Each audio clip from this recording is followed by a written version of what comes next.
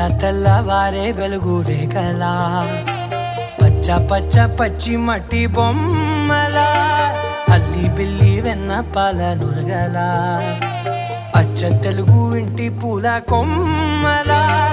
దేవదేవుడే పంపగా ఇలా దేవతే మా ఇంట అడుగే పెట్టెనంట బ్రహ్మ కళ్ళలో కాంతులే